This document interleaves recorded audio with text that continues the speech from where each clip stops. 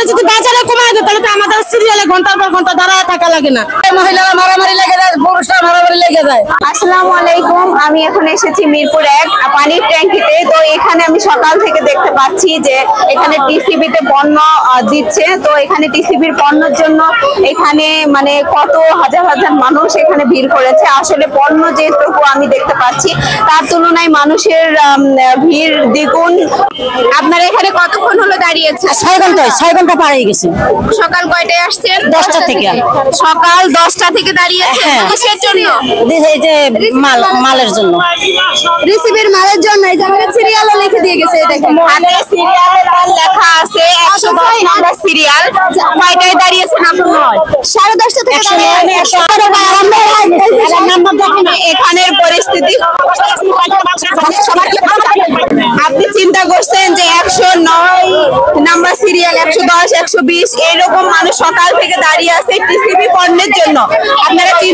আপনারা কি আশা করে আছেন যে ওই পণ্য যদি শেষ হয়ে যায় আপনাদের পর্যন্ত না আসে তাহলে আমরা নাই হয়ে যাব, চলে যাব, আর কি করব? কিছু করার আছে? এখানে কি কি দিচ্ছে? এখানে দিচ্ছে তেল, ডাউল, চাউল আর মানে 3 কেজি আলু। আপনি কি কি নেবেন?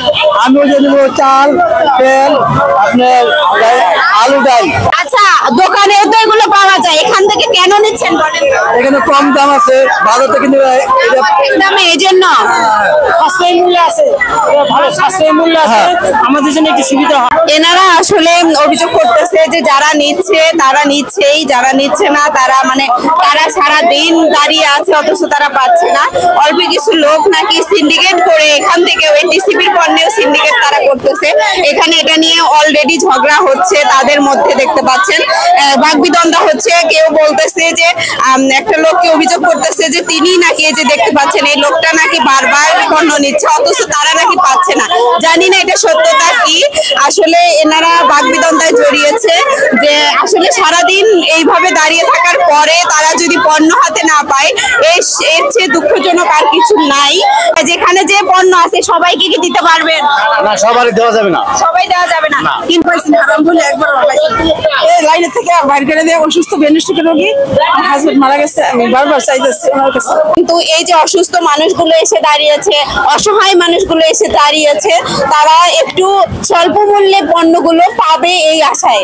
আসলে আমি চাই যে মানে এই টিসিবির গুলো আরো বাড়ানো হোক। 40 টাকা করে আলু পাওয়া যায়, এর লিগে মহিলারা আহে।